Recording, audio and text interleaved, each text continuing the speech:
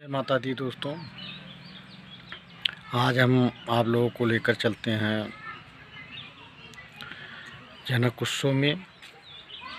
जब राजा जनक जी सीता जी का स्वयंवर रखे थे तब का ये कथा है। वहाँ हम आप लोगों को ले चल रहे हैं और आपको वीडियो को सब्सक्राइब कमेंट लाइक ना किए हों तो वीडियो को सब्सक्राइब लाइक कमेंट कर लीजिए और वीडियो में जुड़े रहिए।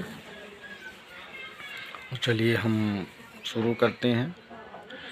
तो सीता जी का स्वयंवर रखा गया तो उसमें बड़े से बड़े वीर बहादुर पहलवान सब लोग आए थे धनुष तोड़ने के लिए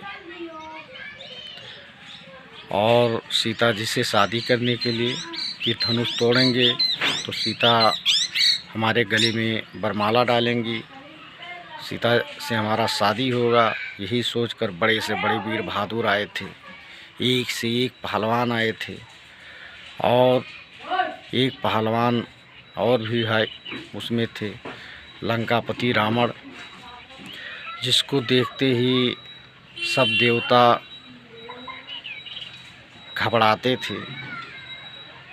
कैलाश को उठाने वाला तो कैलाश ही उठा लिया था, भोलेनाथ को भी प्रसन्न कर दिया था। लंकापति रावण वो ही वहाँ विराजमान हुए और इधर विश्वामित्र जी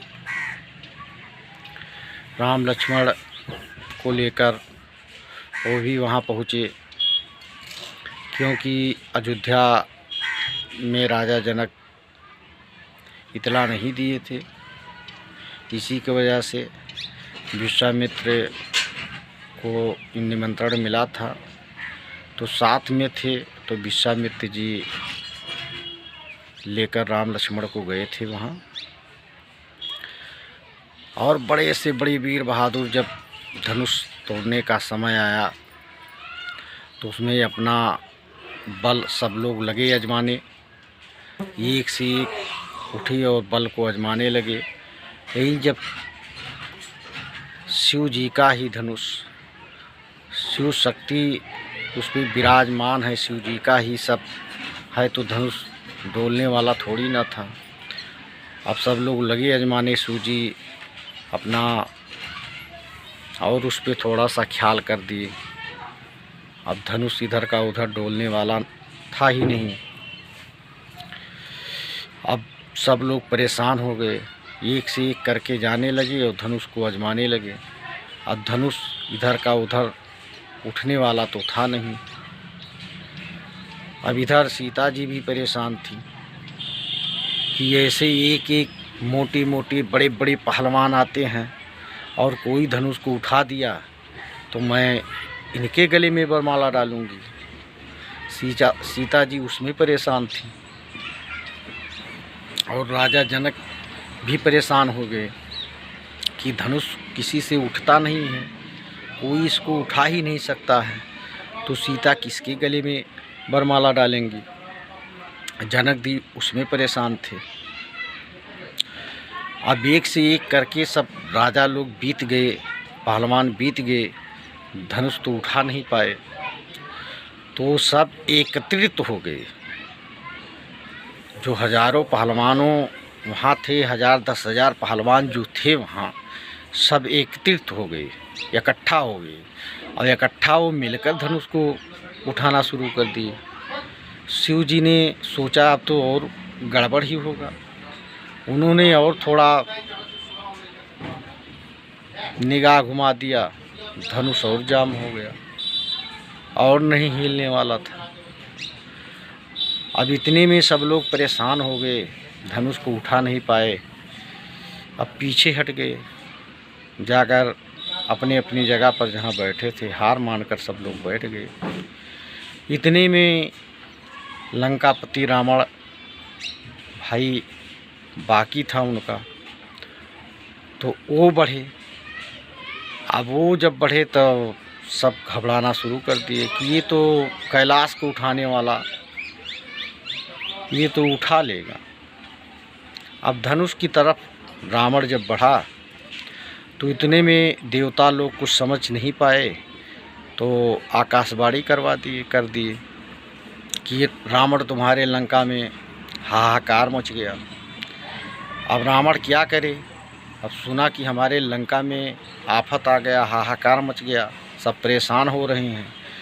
तो रावण कुछ सोच समझ नहीं पाया, अपने लंका की तरफ ध्यान घुमा दिया, जाना शुरू किया। तो इतना तो कहा गया था रावण कि सीता मैं तुम्हें लंका अवश्य पहुंचाऊंगा। अब इतने में रावण चला गया। अब धनुष को तोड़ने वाले कोई नहीं थे, क्योंकि अब तो वहाँ कोई पहलवान रहा ही नहीं गया। अब राजा जनक देख रहे हैं कि यहाँ कोई नहीं है, अब धनुष को तोड़ेगा कौन, और सीता का शादी ही अब नहीं होगा। अब धनुष तोड़ेगा कोई नहीं तो सीता जी किसके गले में वरमाला डालेंगी, सीता जी इसके मतलब कुंवारी ही रह जाएंगी। लेकिन सीता जी एक जगदम्बा थी, वो तो जानती थी हमारे प्रभु वहाँ बैठे हुए हैं। लेकिन अब प्रभु बैठे हैं तो प्रभु को आदेश नहीं हुआ था, इतला नहीं हुआ था। लेकिन विश्वामित्र जी जो है उनके गुरु थे। अब विश्वामित्र जी जानते ही थे कि ये नारायण है, तो जनक जी से कहे तो जनक तो बहुत शर्मिंदा हुए कि मैंने अयोध्या में इतला ही नहीं दिया, तो क्या करें, कुछ समझ नहीं पाते थे। लेकिन अब सीता जी इधर कुंवारी रह जाएंगी। तो उसके बाद विश्वामित्र जी राम से कहे, तो राम ने कहा कि हमारे वहाँ पिता जी का हमारे आदेश नहीं है, गुरुदेव मैं कैसे क्या करूँ। तो विश्वामित्र ने कहा ऐसा है, सबसे बड़े गुरु तो तुम्हारे हम हैं, और गुरु पिता के ही स्वरूप होता है।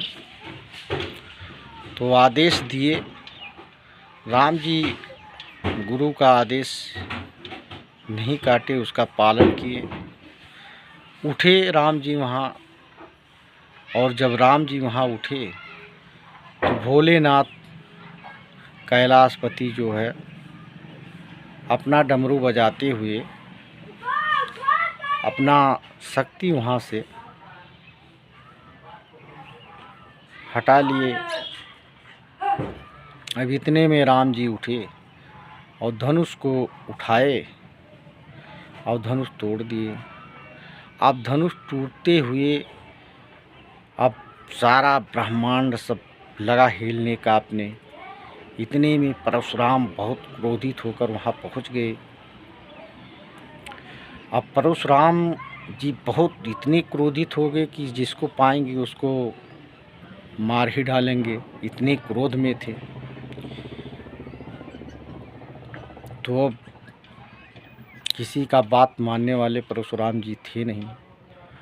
लेकिन अब विश्वामित्र जी ने बताया तब भी नहीं, लेकिन कुछ लक्ष्मण और परशुराम संवाद भी हुआ। उसमें होने के बाद राम जी अपना जो है स्वरूप परशुराम जी को भी दिखाए। परशुराम जी तो जानते ही थे ना कि भगवान हैं, लेकिन अब उतना करेंगे नहीं तो रामायण कहाँ से बनेगा।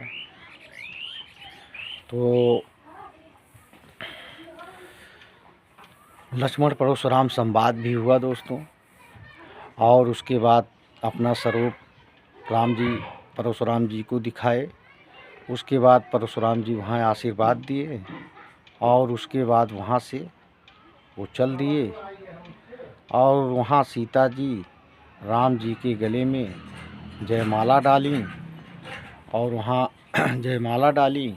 अब जनक जी के पास 4 पुत्रियाँ थीं, तो यहाँ अयोध्या में जनक जी इतला भिजवाए अब यहाँ इतला आया। अब यहाँ से राजा दशरथ अपना बारातियों के साथ नाचते गाते हुए सब लोग गए और दोनों भाई गए, लक्ष्मण शत्रुघ्न। राम लक्ष्मण तो वहाँ थे ही, तो शत्रुघ्न और भरत भी गए। दोनों भाई यहाँ से गए और 4 पुत्रियाँ राजा जनक के पास थीं। चारों भाइयों का वहाँ शादी हो गया। हंसी खुशी से सब लोग अयोध्या नगरी आ गए। अब जय जयकार होने लगा अयोध्या नगरी में। अब दोस्त वीडियो को पूरा देखते रहिएगा, सपोर्ट भी कीजिएगा। अगले वीडियो में फिर मिलेंगे, तब तक के लिए जय हिंद जय भारत दोस्त।